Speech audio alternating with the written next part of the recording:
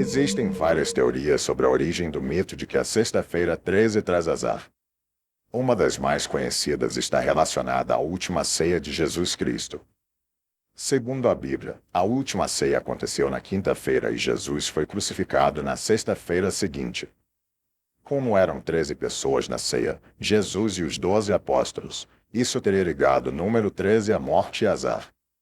Outra teoria diz respeito à prisão e execução dos Cavaleiros Templários em 13 de outubro de 1307, uma sexta-feira, por ordem do rei Filipe IV da França.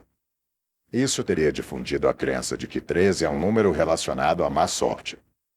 Há também a relação com mitologias nórdicas, nas quais o deus Loki, o 13º convidado em um banquete, causou a morte de Balder, o deus da alegria e da beleza. Alguns estudiosos apontam que o temor pelo número 13 tem origens astrológicas, pois vai contra a sequência natural dos 12 signos do zodíaco. Já a associação da sexta-feira ao azar é mais antiga, remontando à cultura romana, na qual sexta-feira era o dia da execução dos prisioneiros. Portanto, a união da sexta-feira com o número 13 teria fortalecido a crença de que esse dia específico traria má sorte. E você? Fale pra gente. Você se lembra de algo marcante que aconteceu com você em uma sexta-feira 13? Deixe seu comentário. Antes da gente começar a ver os casos estranhos e bizarros que aconteceram justamente em uma sexta-feira 13, se inscreva no canal e ative o sininho. Agora acompanhe comigo alguns dos eventos mais trágicos e assustadores que abalaram o mundo em diferentes sextas-feiras 13. Destruição do Palácio de Buckingham. No fatídico dia 13 de setembro de 1940, uma sexta-feira, o Palácio de Buckingham em Londres foi alvo de bombardeios da Luftwaffe alemã durante a Segunda Guerra Mundial. Partes do palácio foram destruídas, incluindo a Capela Real, em um ataque surpresa que abalou a capital inglesa. De forma quase milagrosa, a família real britânica, que se encontrava no palácio na hora do bombardeio, escapou ilesa, apesar dos danos significativos à propriedade que serve de lar e centro administrativo para a monarquia do Reino Unido. Morte de Tupac. Em 13 de setembro de 1996, uma fatídica sexta-feira, o mundo do rap foi sacudido pela notícia da morte do rapper Tupac Shakur. 6 dias antes, em 7 de setembro, Tupac havia sido alvejado por um atirador não identificado quando parou num sinal vermelho em Las Vegas. O artista estava como passageiro de um BMW, quando um Cadillac branco se aproximou e realizou 13 disparos. 4 destes atingiram Tupac, que não resistiu aos ferimentos e veio a falecer no hospital naquela sexta-feira 13. Sua morte, ocorrida nessa data emblemática, só reforçou as superstições em torno da suposta má sorte trazida pelas sextas-feiras 13. Uma incrível coincidência. Em 13 de agosto de 2010, sexta-feira, ocorreu uma coincidência inacreditável em Lowestoft, Inglaterra. Exatamente às 13 horas e 13 minutos, um jovem rapaz de 13 anos foi atingido por um raio enquanto assistia a um show aéreo na cidade. O adolescente segurava um guarda-chuva quando foi acertado pela descarga elétrica vinda do céu, o que pode ter amenizado o impacto. De forma surpreendente, o garoto sobreviveu ao acidente com apenas uma queimadura no ombro, saindo praticamente ileso do que poderia ter sido uma tragédia fatal.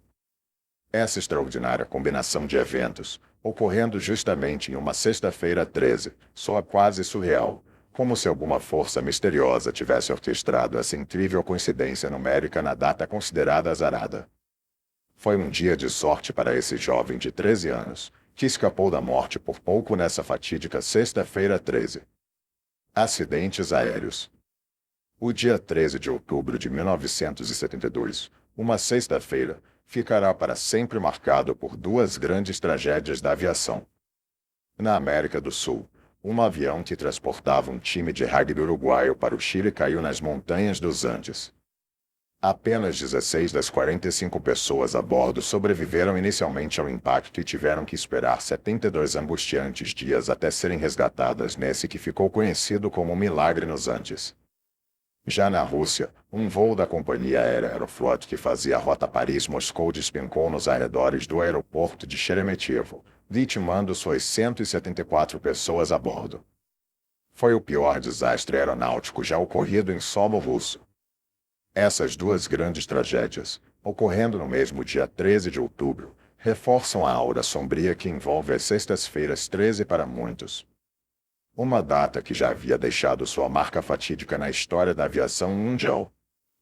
Hoje eu vou contar de um caso de exorcismo que aconteceu em Maringá, um caso muito famoso da região.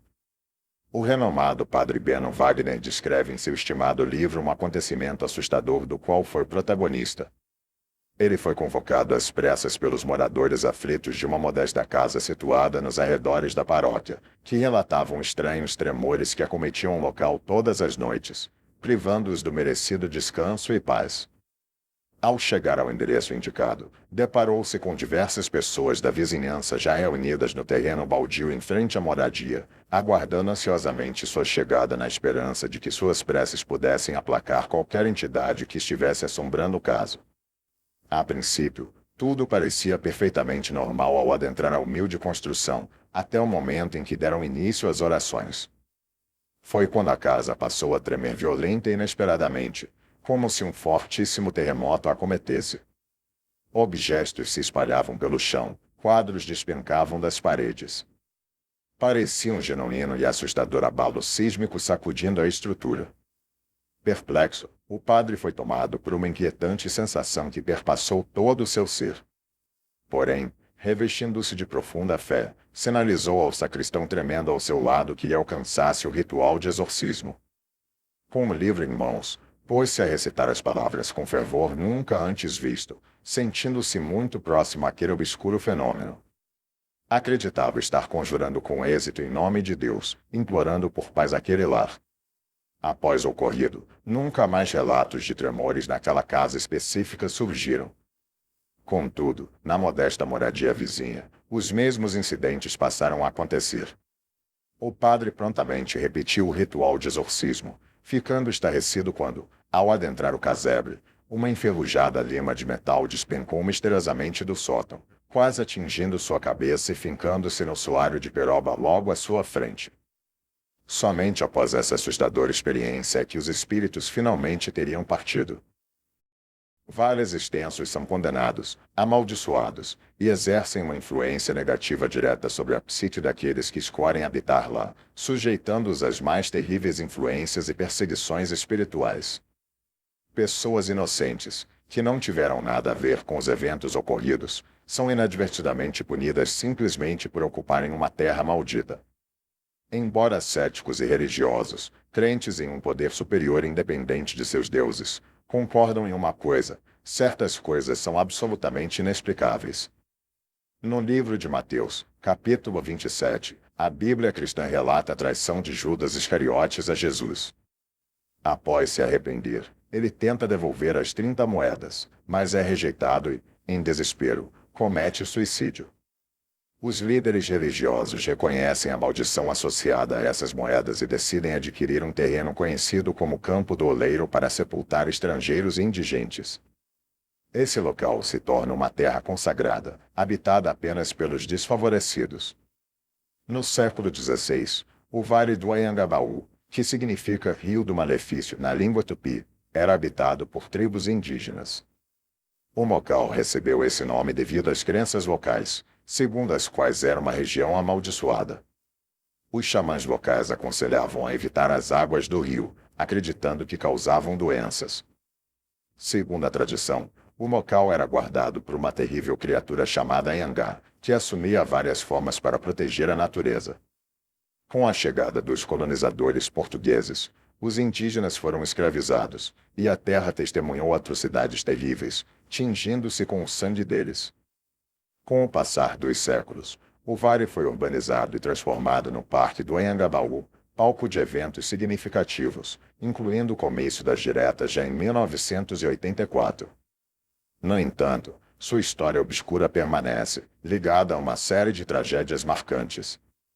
Cercado por arranha-céus imponentes e edifícios históricos, o local é considerado por muitos como um terreno permeado de energia negativa, possivelmente como punição por séculos de destruição ambiental e violência. Sensitivos afirmam que as tragédias que ocorreram ali são resultado da absorção dessa energia.